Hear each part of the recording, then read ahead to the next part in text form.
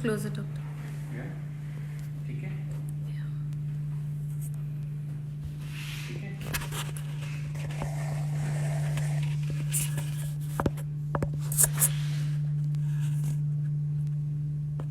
Let me start 3, 2, 1 and start. So good evening everyone, and really sorry for the technical glitch that we had to and delay in starting this program. This week, actually, COVID-19 is like a slow motion tsunami which has finally crashed on ordinary routines and leaving us in strange new landscape. To discuss the implications of COVID-19 on younger children and their families, today we have a panel of experts which include Dr. Sagar Bhattad, who is a pediatric immunologist and rheumatologist in the Aster Group, and we have with us Dr. Srikanta, who is a pediatric pulmonologist and consultant sleep medicine and allergy as well, and he also is from the Aster Group. And myself, I am Dr. Chetan. I am a pediatric intensivist at Aster CMI Hospital. So to start with, Dr. Srikanta, so just let us know what is COVID-19 and coronavirus. What is the exact difference between them, and what has been the kind of incidence in India as of now? See, coronavirus has been there with humankind for a long time, and coronavirus are some of the commonest infections that we see in day-to-day life. And we have alpha virus and beta coronaviruses, and there have been incidents of SARS, which is also coronavirus, and MERS coronavirus, which have been there for the last 20 years now. What is the difference between coronavirus and COVID-19 is it belongs to the same family of coronaviruses. The only thing is it's slightly larger than the usual coronaviruses, and it has originated in China, that is particularly Wuhan, and it has spread to most of the parts of the world, which is called as a pandemic. And the difference is not major except for the size of the particle. The SARS, which was there, the SARS coronavirus, which had infected us in 2002, and the current coronavirus belong to the same group of viruses, and the same thing with MERS coronavirus also. And most importantly, the major difference that we can see between coronavirus and this coronavirus is the severity of the illness. So when we talk about severity, the usual coronaviruses are not that severe. They just can cause a little bit of common cold. But this particular virus has tendency to cause something called as acute respiratory distress syndrome, which can lead patients to ventilators, and we've seen significant amount of mortality because of it. Different in children. I think we'll talk about that later. Yeah, so the primary message is that there's a group of viruses which has been known to mankind.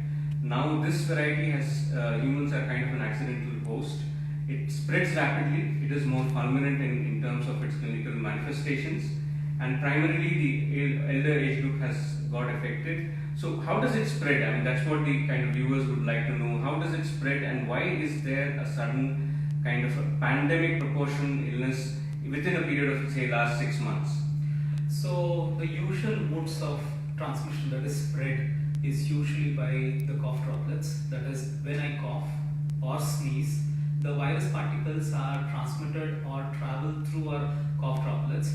So they stay in there. So if I cough now, the cough droplets can stay in there with the virus in it for 3 hours. If I cough on this material now, the surface, that is metal, can stay for at least 3 to 6 hours, and can stay in plastics for 8 hours.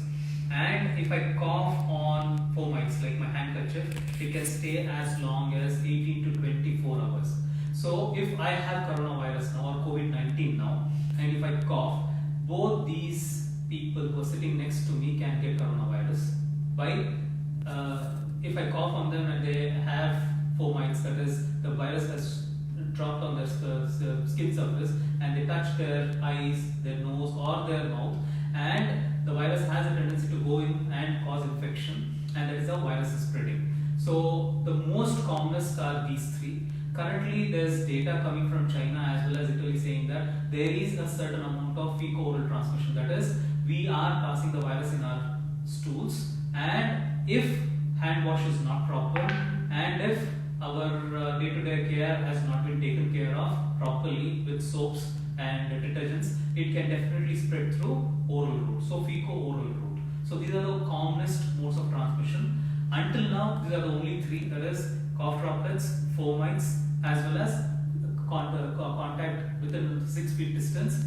The last does be co-root, which is still something that we are learning. Okay, so again, the message that you're trying to give is this is a kind of a robust virus which survives on various types of surfaces for a pretty long time. It gets activated the moment it enters our body through the routes of eyes, nose, mouth, and the primary area of affection is primarily the respiratory tract, the upper respiratory tract, the lower respiratory tract, and then it goes on to do its damage as such. So what are the common symptoms that you would look at, both in terms of the general population, specifically tell us about children who can get affected with these symptoms? See, children all over the world have had mild to moderate symptoms. Specifically, the data that has come out of China, Italy, and to a certain extent most of the Europe, the incidence of developing mild and moderate symptoms is higher than severe symptom. And children who have had severe symptoms, that is having to get admitted to hospital because of severe breathlessness or severe breathing difficulty, is a very small proportion of them. So we are looking at a significant proportion of children with very mild symptoms, that is children can have fever, a little bit of dry cough, and a little bit of body aches here and there, and to a certain extent some children can develop diarrheas, so loose stools. Apart from this, most of the children do not have any major symptoms, and of all the symptoms, fever, particularly temperatures more than 100 degrees, was the most commonest documented manifestation, and second manifestation was dry cough, rest of them in the decreasing order. So clinical manifestations wise, very mild. Moderate, there have been a little bit of breathlessness for which nebulizations and oxygens have been required, and again percentage is very low. If we talk about numbers, in China, where they've done a study, in 45,000 affected individuals, the total percentage of pediatric population getting affected was only 2%. So total of 90 patients were affected in total 45,000. And in South Korea, more than 6,000 patients, only 19 patients were affected. So we are looking at a very small incidence of pediatric population, and in that small incidence, the chances of getting a viral infection, that is getting a severe symptom, is very, very low. Most of them come with only mild to moderate symptoms. So it does behave like a common flu, but then high-grade fever and dry cough are the predominating symptoms where we have to suspect and subject them to further test or a hospital visit as such. So now what has happened is after the Janata curfew and then followed up with kind of a lockdown countrywide, which has happened for next 21 days. Now navigating this uncharted territory has a very particular challenges for parents as such. Whether it is doctors like us who are on the front line worrying about what's happening to our children at home, whether suddenly somebody loses their job and they have kids to feed, or Bangalore being an IT hub, you will have a lot of techie who will have the facility to telecommute, but children running around their homes. Now you are spending a lot of time with children at home, with family members at home. So weekend is fine, but then for 3 weeks staying together kind of overwhelming. There people are juggling responsibilities with limited or no childcare. The nannies have gone on leave, taking on homeschooling duties which we never anticipated, and trying to follow disease prevention measures in this time of pandemic. We are not sure how well we are equipped to handle. So there is mass hysteria, there is a social issue, there is a logistic issue, as well as there is a professional issue, how we are going to come out of all this as such. So Sagar, you are a father of a 2-year-old child. So how will you as a father look at it and keep her well engaged in this times of stress? As rightly pointed out by Dr. Chetan and Dr. Shrikant, what we rightly know at this moment is that this virus is spreading like fire, and we are trying to contain it. And this is a very unusual situation. I was reading somewhere they said this kind of lockdown will be counted as a historic lockdown, wherein 1.3 billion people are under lockdown, and this would be a history that would be written. But unusual situations call for unusual responses, unusual reactions. And right now we are in a situation where in one side there is a fear in each one of us that we might get infected, our children might get infected, and what would happen if one of us gets infected. And the second challenge, which more so is a social challenge, that now we are locked down into our houses, staying with your wife or your kids for 3 long weeks. I put it long because this is unusual. This doesn't happen more often. Now, coming to your question, if you have a child, like I have a 2 or 3 year old kid at your home, and the very first concern you would have is my child at risk of getting infection? Now, for those out there who are not doctors, who are not policemen, or who are somehow blessed that they need not come out on the streets or come out for their jobs, I think you should thank yourself for being there into that profession, because right now you can stay home. Number one, if you stay home and your kids are safe, because the very first message that Dr. Shrikanta has rightly pointed out, that it spreads from human beings to human beings, and if you do not catch an infection by staying at home, your children are safe. So I think the first stress that should be taken out from your minds is that your children are not going to get infected if you are at home. So please stay home. If it doesn't warrant you to get out, that will keep them safe. And the second thing is keeping them engaged is very important, because this is a time wherein kids are not going to schools, or if your kids were going to daycare, they are not going to those places, they are not meeting their friends. So this is kind of social isolation, and we all know that humans are social animals. We want socialization, and getting out of this kind of society would call in for challenges. So what do? So number one, you need to have a timetable for your kid. A timetable for next, say, 24 hours, or if your child goes to sleep for 10 hours, a timetable for 14 hours. And if both the parents are staying at home, and if both the parents are working from home, I would suggest better divide your working hours, wherein you know that these particular number of hours I'm going to spend on my child, and the second half is taken care by your wife. And then you need to know that your child needs to engage. It could be, for example, if you ask for my, I would say you can engage them in painting, you can engage them in storytelling and all routine activities. What is also very important this time to understand is that we need to also keep them connected to the society. How do you do that? Now, I'm sure children out there will have friends. They can video chat. So you can have a fixed hour wherein your child will video chat with its friends. Your grandparents, I'm sure most of our grandparents are staying back in towns and villages. We are now disconnected. But let's not be socially disconnected. Let's have a fixed hour wherein we go and chat with our grandparents, and that will kind of keep them engaged throughout the day. Do not stress yourself, do not stress your kids. And I think this is one moment we should cherish, because I'm not sure you're going to face in your lifetime another time when you're going to spend 3 long weeks with your family. So I think the message is well delivered. I think the other problem, as intensive as what we are beginning to see, is that the safety issues are huge. Now, children locked down inside homes with their all energy which is pent up, we need to find an outlet for that. Children, when they are toddlers, we call them curious and fearless. Now, that's not a very good combination with children trying to explore their immediate surroundings. They need a physical outlet for their energies as such. So we are beginning to see a lot of falls from balconies, playground accidents sometimes. We have had a snake bite because suddenly the child wanted to go outdoors. So these are kind of accidents we have started to see. So parents need to be cognizant of this fact that there are high energy children in the house. So baby proofing becomes very important. So immediately sanitize your immediate homes, baby proof your homes, the kitchens, the living rooms, the dining tables. So all kind of unstable furnitures, anything which is hot, heavy, sharp, should be out of sight and out of reach of children, because children will explore whatever is surrounding them, and then that puts them at risk as such. If I may add very much here, Dr. Chetan has authored a book by name Playful, and it is all about child safety, and I think it would be worth going through this book at this point of time. May help some of the young parents out there. Yeah. The other thing, I have a 12-year-old daughter, and now I'm engaging her with kind of beginning to learn a little bit of household work. That means helping in the kitchen and helping in the daily course. So that is one more thing which children need to be educated about. See, what happens is children will perceive this whole thing very differently. They see panic in their parents' eyes. They see this mass hysteria on the television whenever the dads are watching the news channel.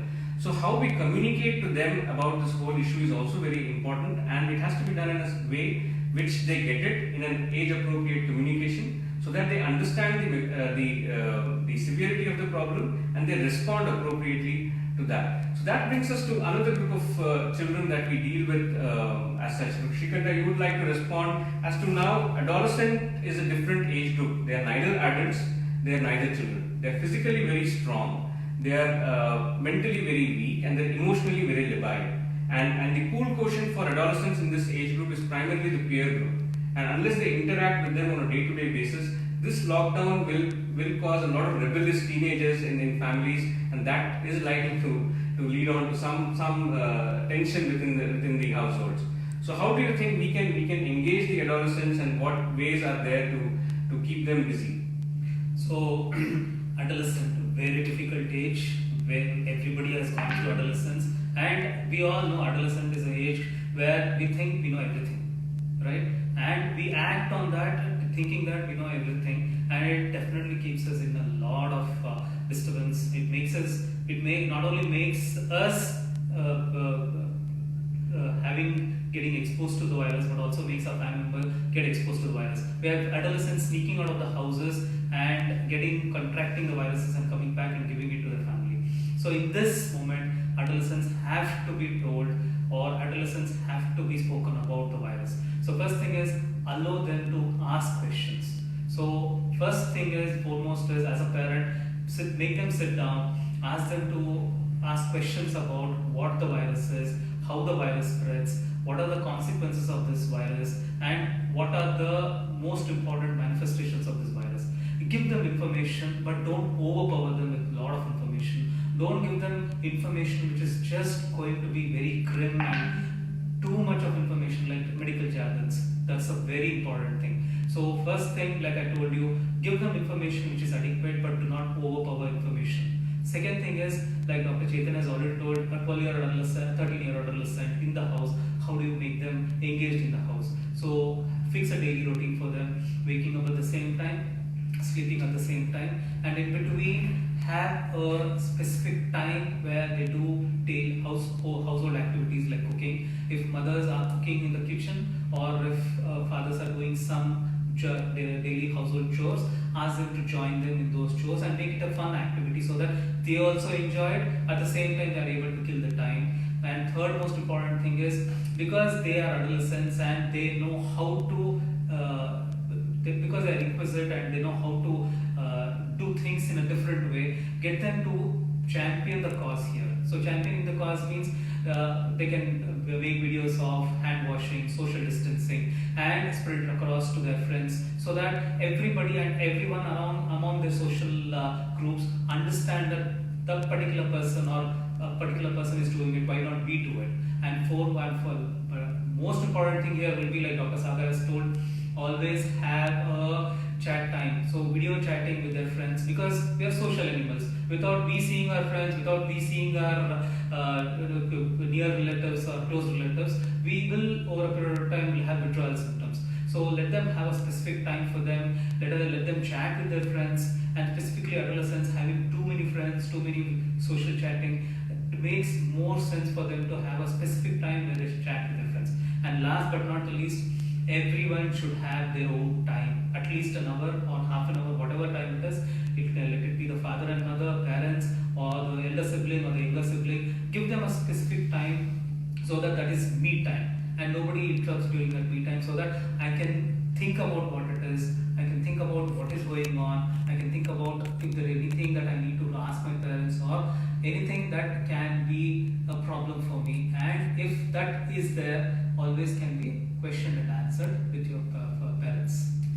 So we give them the information in an age-appropriate way. Don't make them too scared with overburdening them with a lot of information. We give them a little bit of power and autonomies, which is what they crave. They need some independence, and we also make them responsible for their actions and engage them in a very positive way, if I may put it that way. Though 21st century has caused this mass hysteria about this whole disease, technology has also helped us keep ourselves connected with our immediate family and friends. So that's a positive side of technology when we are talking about technology contributing to the whole mass hysteria in a pandemic like COVID as such.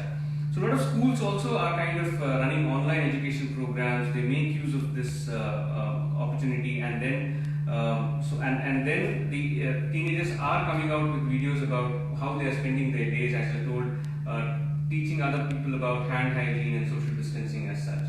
So just before we move on, just a recap of what we are trying to do today. Today is the COVID-19 webinar series we are relaying from Aster CMI Hospital, and the topic today is safeguarding children during this pandemic, and we have with us two guests, Dr. Sagar Bhattar, who is a pediatric rheumatologist and immunologist, and Dr. Shrikanta, who is a pediatric pulmonologist, allergist and a sleep medicine specialist, and myself, Dr. Chetan, who is a pediatric intensivist as such.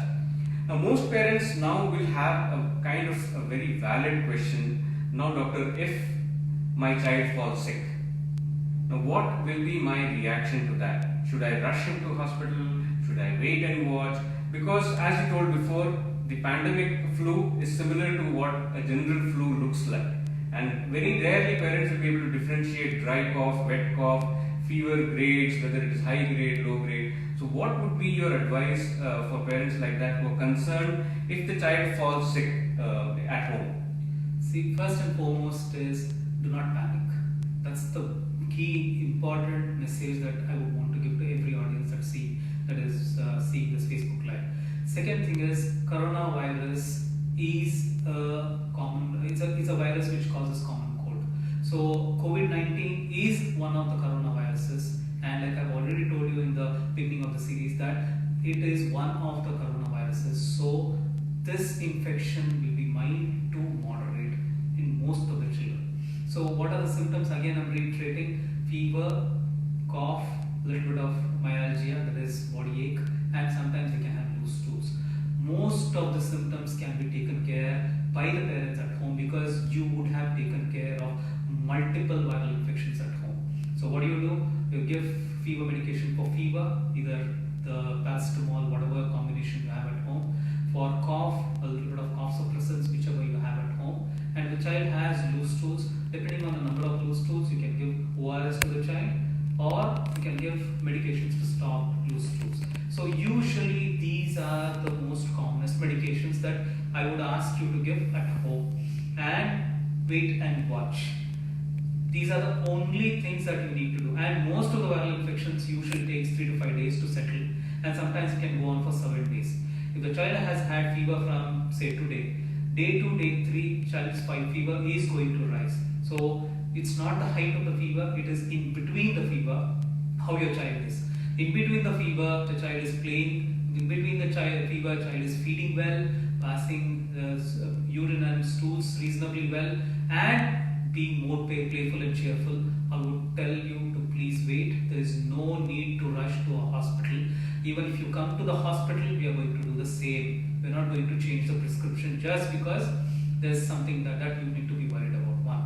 And second thing, most important thing is about COVID-19. Does this have any problem with the common cold? Probably not, which I've already told you. It is just going to be mild to moderate.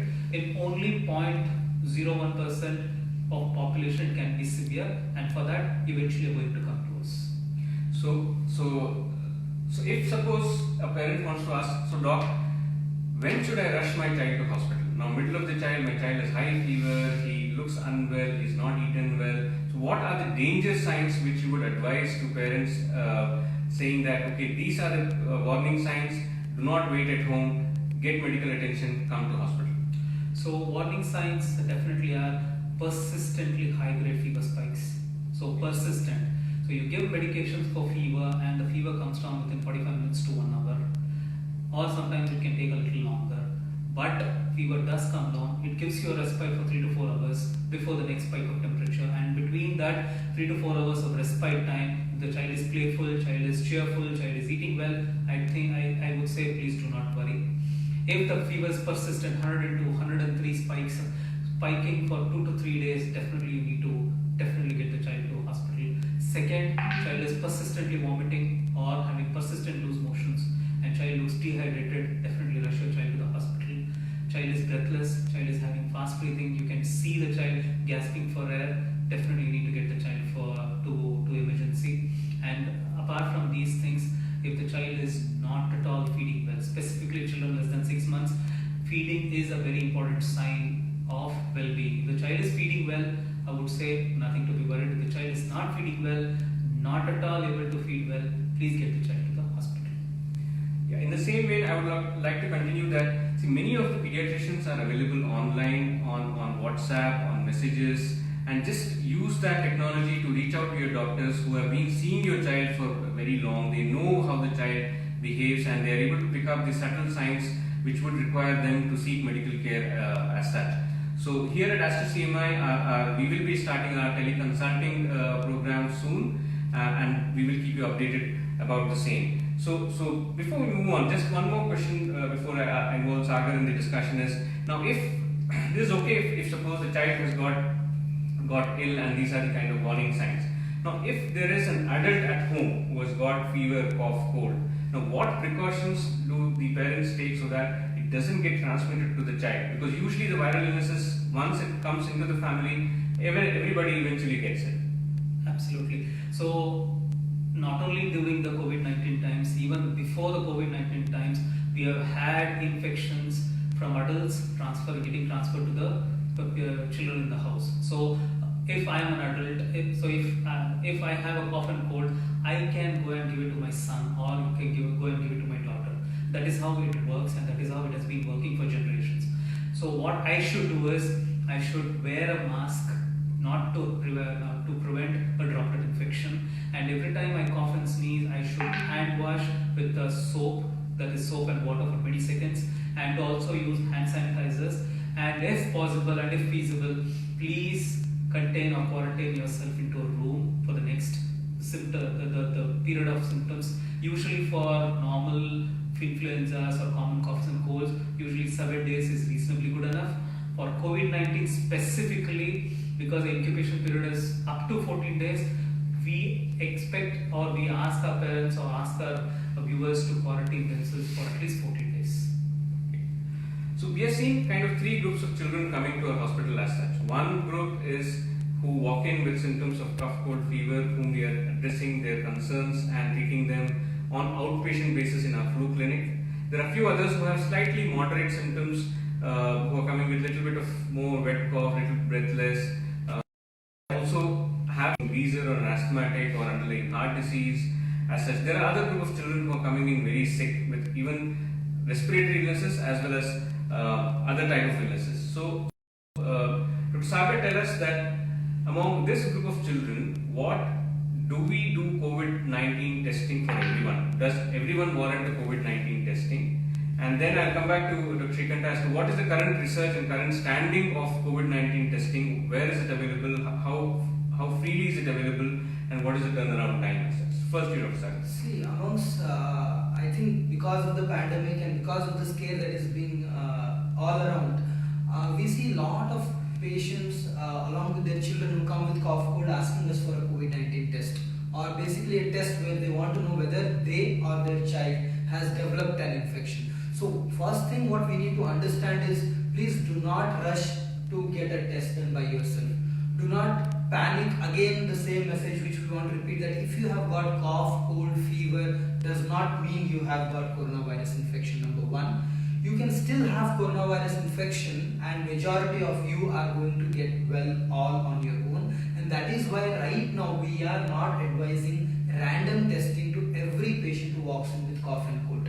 Also because logistically, I think Dr. Shrikanta will highlight in great details, it is not feasible to test everyone, because cough cold is such a common thing, at least in childhood, that if we start randomly testing everyone, we are soon going to run out of the kits. So that is why we have to use it sensibly. So first thing, please leave it to your doctors whether they would want to do the test or not want to do the test. Now scientifically, what at least at this moment we are doing is, if a child is admitted to the hospital, the third category which you are talking about, the most severe category, having breathing difficulty, requiring oxygen support, yes, I think we would go ahead and do the COVID-19 test apart from the other testings. For the mild cases, it is at the discretion of the physician based on the contact history, based on the travel history, that we decide whether we want to do the test or not for the mild and moderate cases. But again, I would say the tests are available at certain facilities which we would highlight, but please do not rush for testing, because whether the test is positive or negative, the treatment essentially is based on the severity and not based on the positivity. So currently, because the test is not freely available, what protocol is being followed is that any child who has the symptoms of acute respiratory infection with a travel history, or parents working in a high risk industry like medicine, like in airports, so those children are being hospitalized for further observations. We do send them the detailed clinical history to the government, which then tells us that go ahead, do the COVID testing. The turnaround time right now is around 24 to 36 hours, and once it is negative, then they are moved away from the COVID isolation wards into a general pediatric ward and taken care with the kind of precautions which are very generic precautions to be followed at home, and home lockdown to continue even beyond the period of hospitalization. So Shrikanta, just tell us what is the current status of testing world over? What is happening? Are the kits available? What are the kinds of tests that are available? Are there blood tests? Are there throat swab tests? And what exactly is the future we are looking at in terms of testing as well? So currently India has only something called as RT-PCR. RT-PCR means reverse transcriptase PCR, polymerase chain reaction for the virus. So a virus makes a certain amount of protein, the protein layer, and that is coded and that is read by our testing mechanisms. So currently we have limited number of tests, and that is the reason why everybody would have heard, or through the television or through the WhatsApp, that ICMR has given an order for people coming ahead and giving these tests that will be done. And currently the government is looking at ramping up its testing facilities, specifically for something called as ELISA. So COVID-19 ELISA, IgM and IgG. And IgM and IgG will be done by blood initially, and we are also looking at doing tests by nasopharyngeal swab, that is, take a little bit of phlegm from your nose, that is back of the nose, and send it for testing. So for now we only have RT-PCR, and like Dr. Chetan has already told you, the turnaround time is 24 to 36 hours. It is currently being done not only by some government hospitals, specifically Rajiv Gandhi Institute of Chest Diseases and Victoria Hospital, but also Metropolis is also doing it, but it is only with a doctor's prescription, and no random person can go and get it tested. But in a week's time, when we are going to have this ELISA test, which is a blood test, which measures the IgM, that is 3 to 5 days after the infection, and IgG after 7 days, will be something that will be used for the general public. And again, reiterating here, the sensitivity of the test, that is the total number of true positives, that is, if I have an infection, how many times will I be, if 100 people are positive, if 100 people have infection, how many of them will be definitely true positives? By RT-PCR is only 60 to 70%. That means not every person who has COVID-19 will be picked up by RT-PCR. So just because you randomly tested and you become negative doesn't mean that you are negative.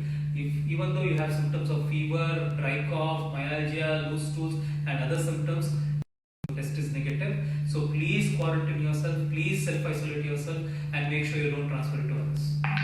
And what are the samples that we are sending right now? What exactly is the So currently what government is asking is, or the private labs are asking, is a nasopharyngeal swab. That is, we have a stick with a little bit of cotton on top, we call it as a swab.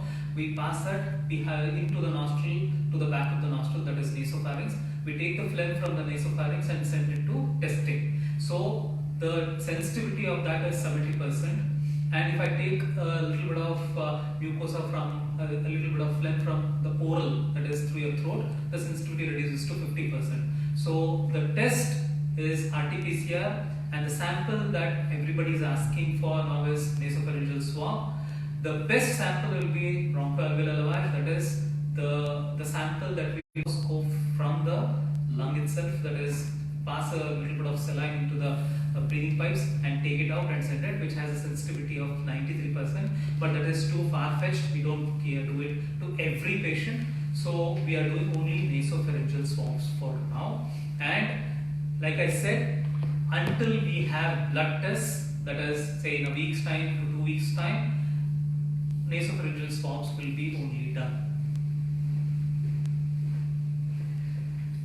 So we are sure that now it's only the nasopharyngeal swabs which are being done, and the sensitivity is around 60 to 70% at best. We have limited kits in the country, so only at-risk, high-risk population is being tested for corona as such. So moving on, Sagar, just tell us as such, can we prevent getting this disease by taking some prophylactic medications? Now, in medical terms, we call it pre-exposure prophylaxis, post-exposure prophylaxis, and most of it is limited to healthcare workers who are taking these prophylactic medications. Now, for the general public, because there is again a lot of misinformation about certain drugs, some of them are extremely dangerous drugs, as to how they play out as a prophylactic medications as such. So when we talk about prophylaxis, meaning prevention, so naturally there is a question out there in the community that this virus is spreading. Can we stop spreading it, or can we stop contracting the disease just by taking some medicine? I'm sure you are reading news and you are watching news channels, you get WhatsApp forwards day in day out, and I'm sure you have heard of a medicine called chloroquine or hydroxychloroquine. Some people call it anti-malarial medicine because we do use it for treatment of malaria, and a lot of rheumatology patients also need this medicine. Now the question is, can just by taking some of this medicine or any of such medicines we can prevent this disease? The answer is, currently there is no data, there is no evidence to suggest by taking any of these medicines we can prevent coronavirus infection. If you ask me, one thing that can prevent coronavirus infection is by maintaining distance from a person who has got it. Social distancing, avoiding a person who has got it, is the only 100% proof of not contracting this disease. Currently, we do not have any medicine that can give you 100% proof of not getting a disease by taking the medication. Now, when it comes to hydroxychloroquine, this medicine, as of now, as per the recommendations of ICMR, has been recommended only for healthcare workers.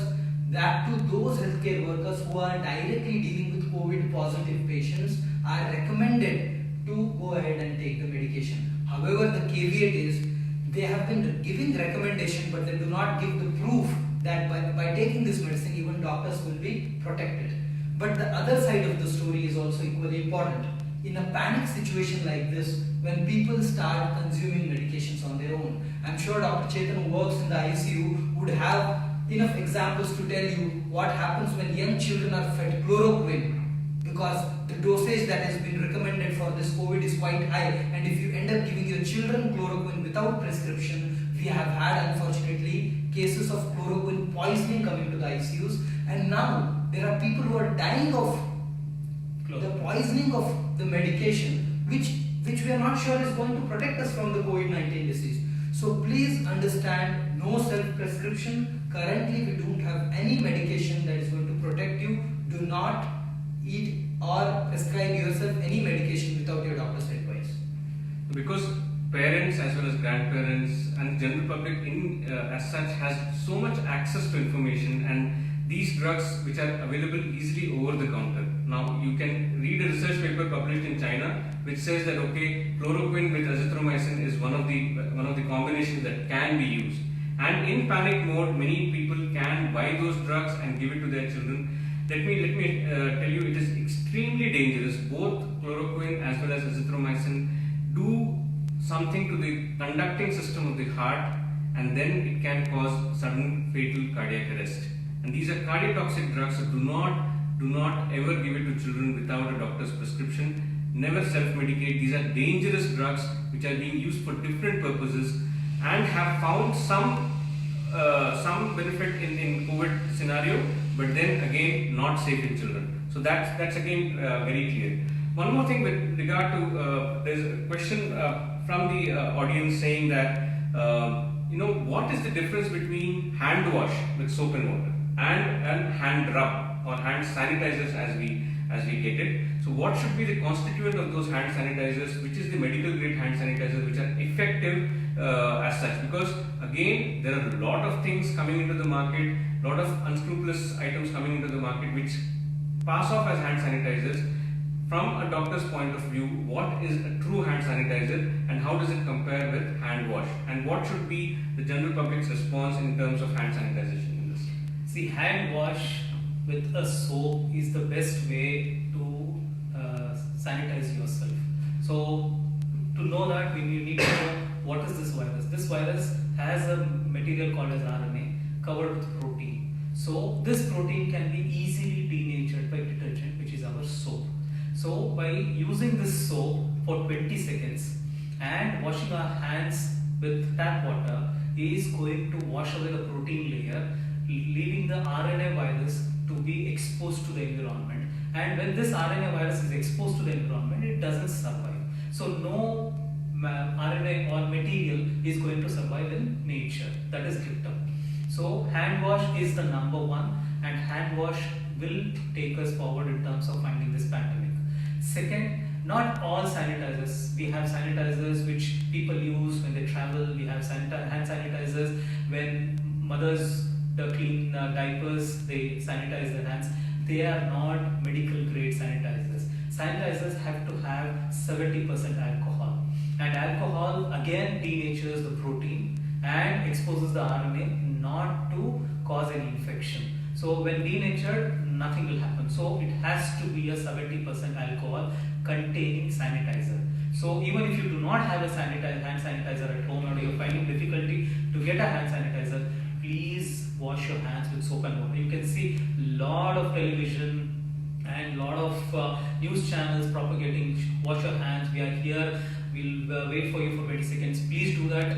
That is going to prevent you and you getting the coronavirus as well as you spreading it to others. Great. So just going back to the testing part of COVID-19 as such, I think people are asking whether these tests are freely available, which are the hospitals it is available. So right now, I think the testing facility is limited to few labs, if you can tell us, Shrikanta, and are the first responder hospitals. Say in the city of Bangalore, there are 5 or 6 hospitals which are first responder hospitals in the private sector, and not all of them, not all the private hospitals have geared up to manage this COVID patients. So what is the testing facility availability status in Bangalore right now?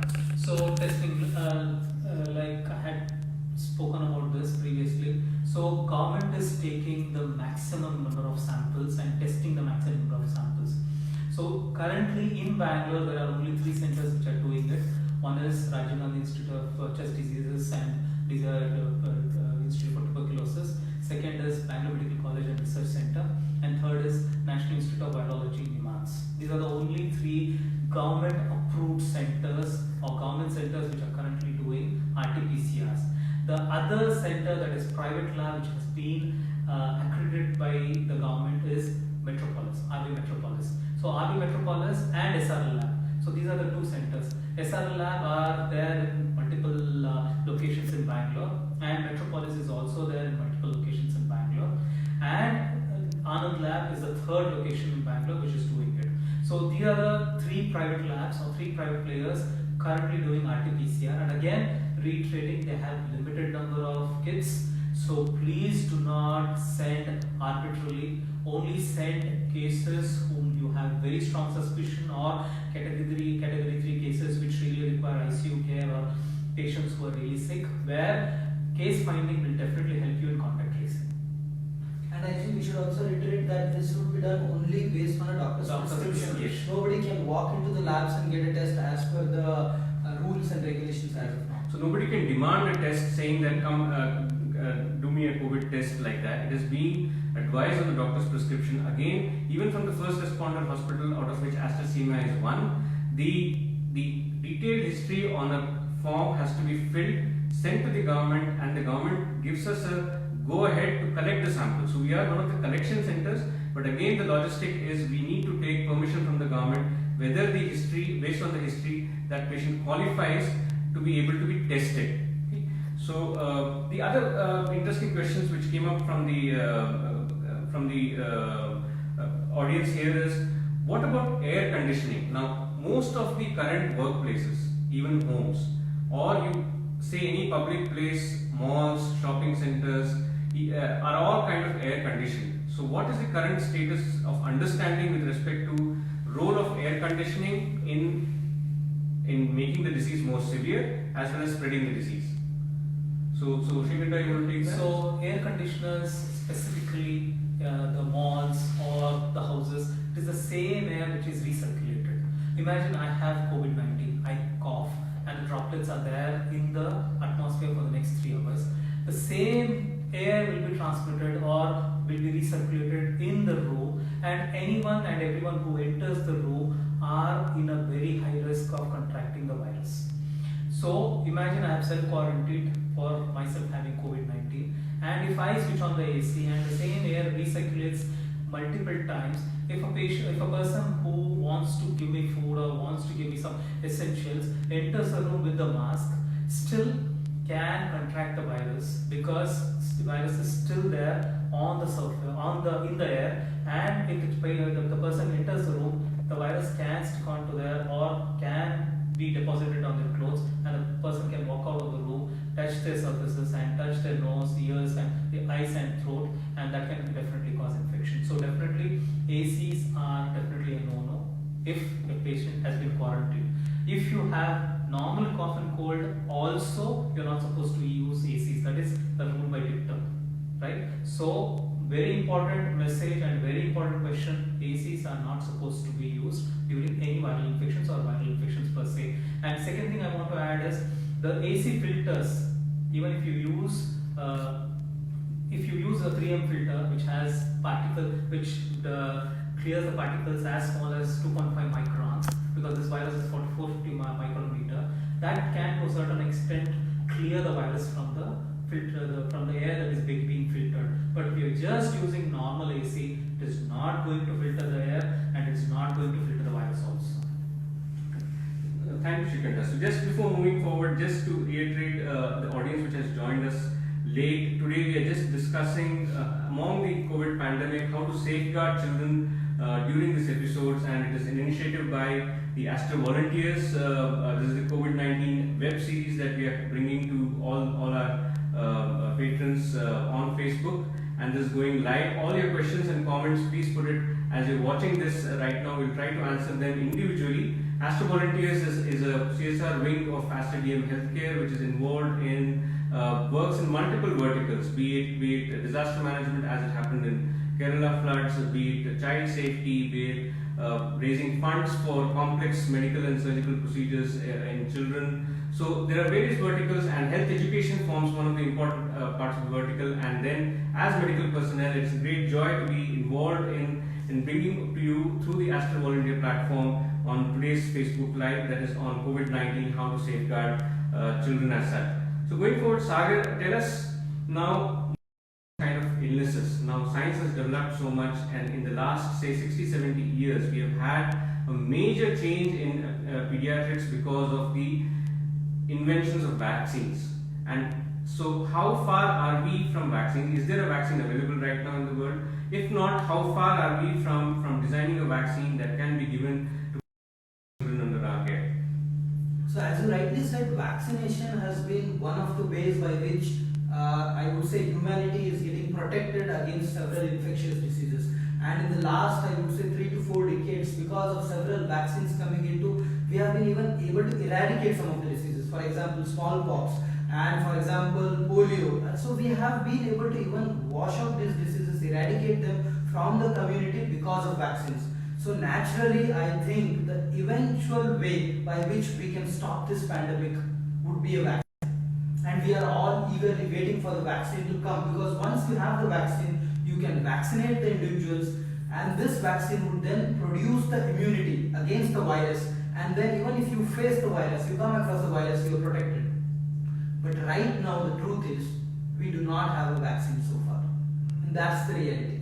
And because this virus, the problem with these viruses, or the advantage these viruses have, is that they mutate. they change their genetic material so often that every new strain that comes out is so different from the previous strain, and that means you need to specifically find out what strain of this virus is, what is its genetic content, what is the protein content, and then design a vaccine.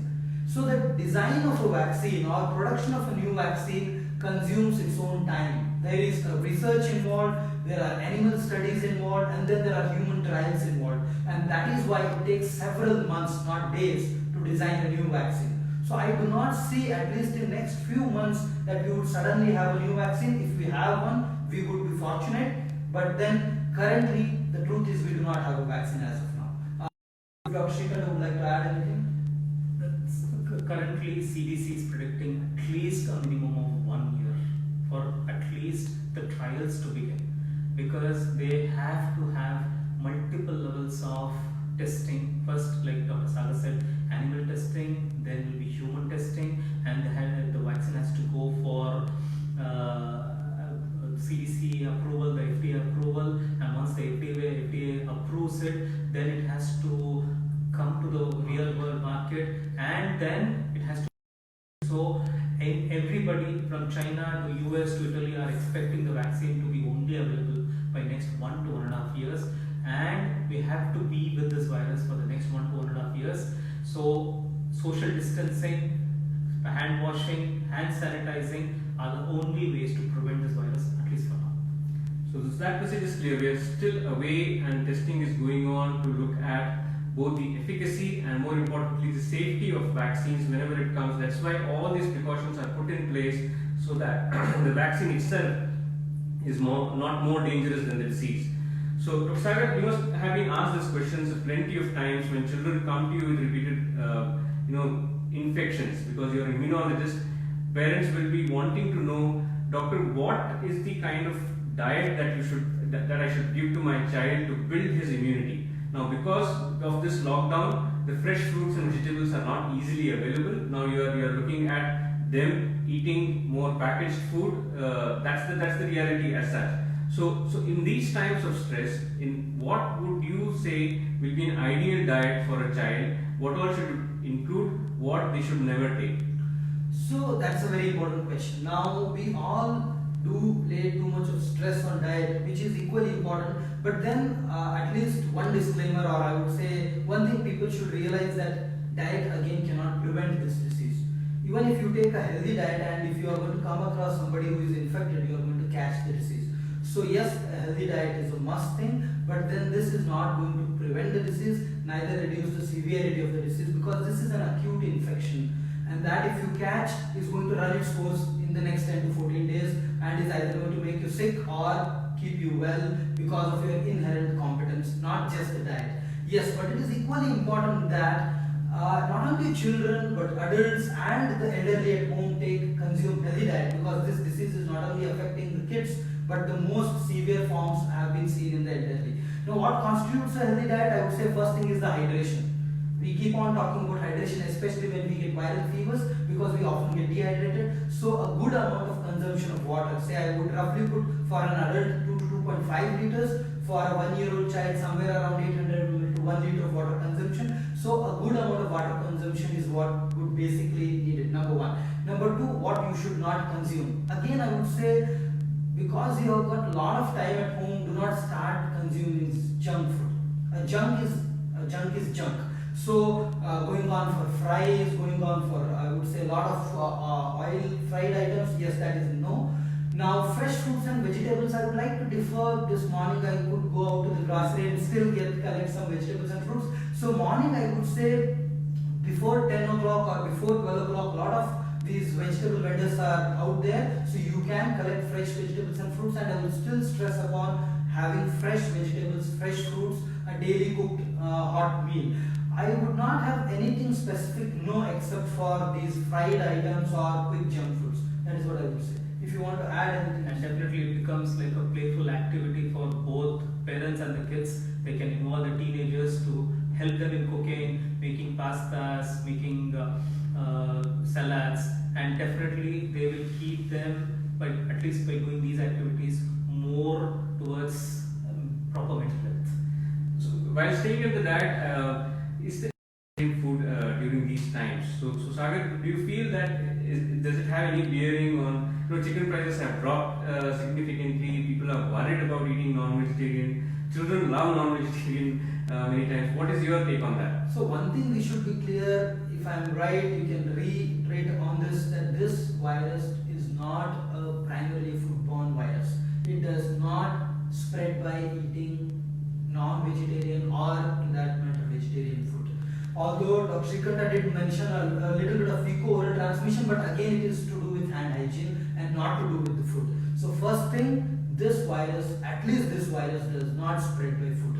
And it is very unfortunate on the part of food industry that just because of this rumors, I would say, that the chicken industry or whatever you call it has crashed like anything, and I'm sure it has got a financial burden on those players. No, you can consume cooked meat, it is safe, it does not spread the virus. So just reiterating on a lighter note, chicken is the most blamed animal, right? Flu, eat chicken soup. Even we have a COVID-19, don't eat chicken. So at the end of the day, chicken is the most blamed animal. There is nothing to do with non-vegetarian. Please go out, have chicken soups, whatever you feel like. And there is nothing, at least now, to say that it is transmitted by eating non-vegetarian food. And again on the lighter note, go does not mean go to your Yeah. homes. Stay home and then you can have non-vegetarian food. So a lot of our viewers are also asking questions. See, now because of this lockdown, a lot of family dynamics have changed. Now the primary caretakers for a lot of IT sector parents are the grandparents. Now grandparents at risk among all the family members, they are more at risk, and children are not at risk for developing a serious disease, but they are happy spreaders. Now, is there a case for kind of separating the grandparents from the grandchildren? So how does this work for parents who really want to know how should I handle my parents as well as my children? So Shrikanta, you can take that question. Sagar, So you have definitely it is a very, very, very important question, because children getting an infection might not manifest an infection until the end of infection, and studies have shown that until up to 22 days, we are talking only about 10 to 14 days the infection will last, the incubation period will last, but studies have shown that children will shed virus until up to 22 days.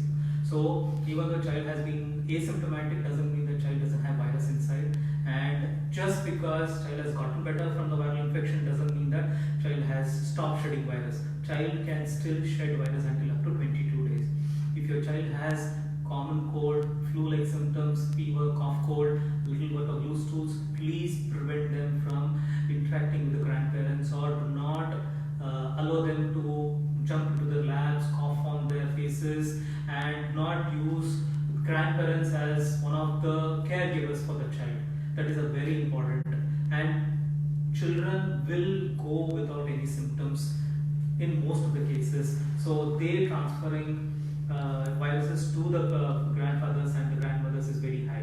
And secondly, if anybody is contemplating about play dates, please stop play dates, because even if your child is not infected, your neighbor's child is not very sure that he is not infected. So if the neighbor's child is infected, your child is going to get that infection to your house, and that infection is definitely going to spread to the elderly in the house and going to cause them to have more severe infections. So first, please take this lockdown seriously. Second, definitely no play dates. Yes, they can have play dates on the virtual world rather than on real world, because it's a lockdown. And thirdly, if they have flu-like symptoms, even the flu symptoms comes down doesn't mean that they just jump into their labs and keep coughing significantly on their faces. So restrict their intermingling significantly, which is going to definitely help the elderly in the house to not get the virus first, and secondly not get the severe disease. So again, among all the viewers here, there is again another line of questioning which is there is, see, there are a lot of parents of children who are suffering chronic illnesses. They can be asthmatics, as you see, cystic fibrosis, pulmonary diseases which require a long-term care and which affects their quality of life. They are more worried what's going to happen to children. Same with Sagar yourself. You see a lot of children immunodeficiency, rheumatology, who are on kind of disease-modifying agents. So that group of cohort of patients, what would be your advice? What is the current research with regard to affection of children with chronic diseases? Shrikanta, you take that, and then Sagar, tell us as to how do we protect those children, or is there any specific special precautions we need to take into account for those children as such? See, at least the studies that have come from the Chinese part of it and the Italian studies and the studies from UK, at least to now suggest that children with these diseases, that is asthmatics, the cystic fibrosis, the primary ciliary dyskinesias, or any child which has a higher propensity to develop this COVID-19 have shown to have very mild illnesses. They've had children with liver transplants sitting in the ward with COVID-19 and smiling away, eating their foods reasonably well. So, in general, children are being affected with very mild illnesses. There is no special precaution to children who are suffering from asthma, or children who have cystic fibrosis, or children who have bronchiectasis to have anything to do with COVID-19. The only precaution is again hand wash, sanitization, and stay at home quarantine. These are the only precautions. And apart from that, at least for now, there is no evidence that these are in a higher risk group and we have to care for them in a different way. So, coming to your question, I'm sure if there are viewers out there who are using medications like steroids, most of our rheumatology patients who have autoimmune diseases would be on medications which actually suppress their immunity, and naturally they would be in a fear that because my immunity is suppressed, if I catch up the COVID-19 or the coronavirus, am I at increased risk of going on a ventilator or becoming much more serious? Now, as rightly pointed out by Dr. Srikanta, whatever the literature that is coming up in the last few days, now what you have to understand is that this literature is only evolving, because we have information only evolving in the last 1 to 2 weeks, is a good information out there for those patients who are immunosuppressed, that they are at least not at higher risk of developing a serious disease if they contract the coronavirus. So that's the good news. We don't have clear reasons why they are not getting serious disease. It could be to do with that cytokine storm that we are talking about in some of these patients who are going on to develop the severe disease. But right now, you are not at increased risk of a serious disease. But then if you are asking again for precautions, as again mentioned, the precautions remain standard. Again, to highlight the fact further, please do not skip your medications. So what might happen is you are on steroids and then you start getting a fear that no, since my immunity is down and I may get the disease, let me stop my medications. Let me skip it for a week. Don't do that. If you skip your medications and unfortunately now land up in a hospital wherein there is a patient next to you, or in an atmosphere wherein there is likely to be more of coronavirus, you are putting yourself at a higher risk. So please take your medications regularly and do not really worry about this disease at this moment. And just to add to that, I've been getting calls in the last 1 to 2 weeks about patients who have had asthmas or under 5 wheezing. Should I stop medication? Is there any high risk of taking medications at this particular juncture? Should I not take my nasal sprays if I have allergic nose? Please do not stop. There is no significant increased risk with these medications being taken. And I've been reiterating in the clinic visits also, the systemic absorption is very, very minuscule. It is not going to cause any problems. So please do not stop. Stopping the medication, getting an exacerbation, and coming to hospital is definitely not safer. So please take your medications and be safe for the next 2 to 3 weeks, or probably even a little longer until the lockdown completely comes out. So again, there is a lot of information overload that we are all facing. I mean, University of WhatsApp is hyperactive, University of Facebook is equally hyperactive, and then people are unable to tease out what is exactly an actual true information as such. So I request all the viewers to seek out official websites from the government, WHO, Center for Diseases, CDC, the government websites and helplines which are available on government websites to seek information from. Do not give in to fear mongering. Do not give it to panic spreading that is happening everywhere. And then a lot of kind of videos come about it. So do you agree that we should stick to kind of official website, and what in your view will be a more legible, correct information source in this current times? See, first and foremost, whatever any individual had to learn about COVID-19, that is a layman has already learned. There's nothing new to be learned in this lockdown. So first thing I would urge all the viewers is to stop fear mongering. Yes, definitely you have to fear the virus, but stop fear mongering and stop forwarding the messages, because it is not going to add on much to what you already know. This is once in a lifetime.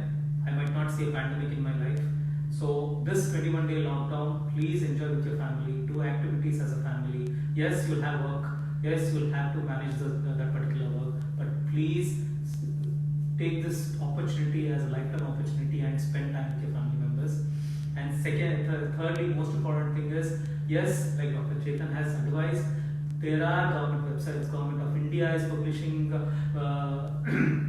data every day. We have COVID-19 2019.in, which is an official website, which is giving us numbers, which is giving us number of infected individuals as well as number of deaths, as well as telling us what to do, what not to do. ICMR is publishing almost every other day the new data, what should be done, what should not be done, what are the tests being done, what are the current labs which are doing tests, where you need to seek help.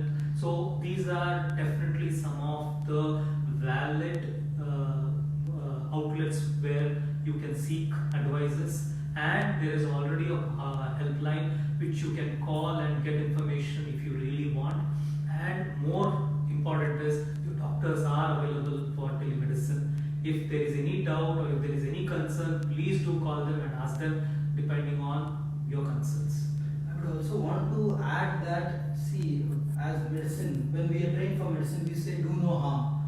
I would want to reiterate it again that by forwarding a WhatsApp message, you may be creating harm. I think that kind of seriousness has to be driven before you forward a WhatsApp message. Because if you end up creating panic and somebody is being beaten for that, or somebody is being not taken care of just because of the fear of coronavirus, you may be directly or indirectly responsible for it. So just before you forward a message, think thrice. And I don't think the 21 days lockdown time should be utilized just to forward messages. As Dr. Srikanta rightly said, there are n number of ways to utilize it. Please do not forward messages. So we're just coming to the end of this Facebook Live. There are a few other critical questions which have come up as such. A lot of viewers are kind of wanting to know now, we do not know how long this lockdown is going to last. One of the reasons why parents bring their children to hospital for a well baby check and routine vaccinations.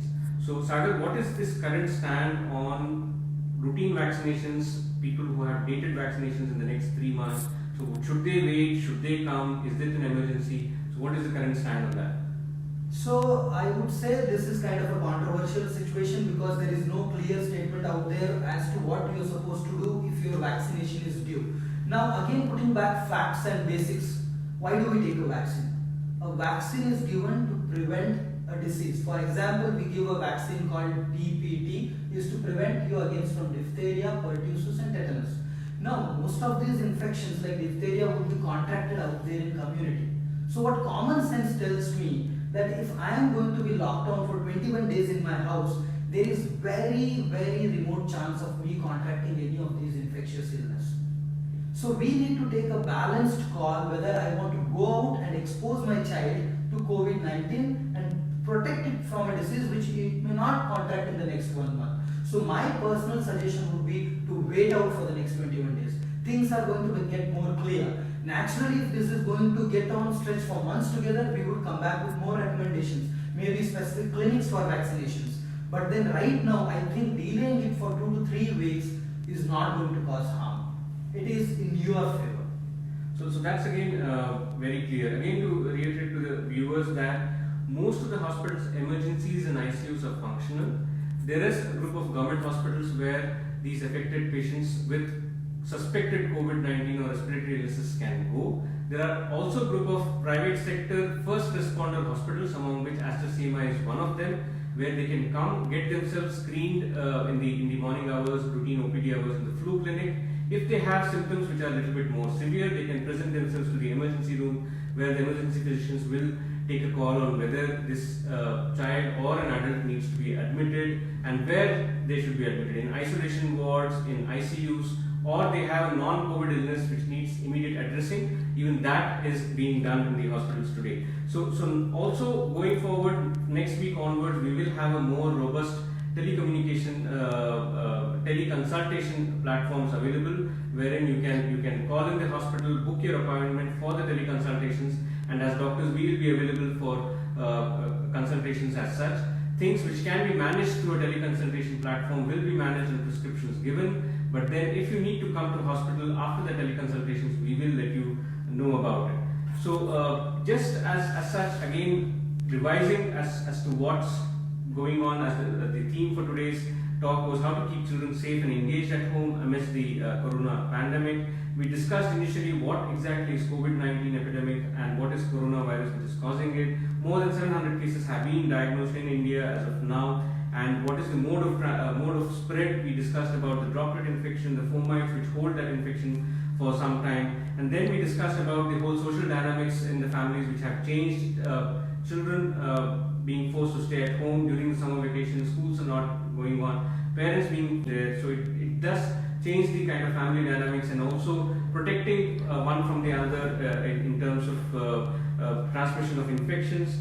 We the fact that for the children, they sense our panic and anxiety. We have to have a clear line of communication with them, which has to be age appropriate.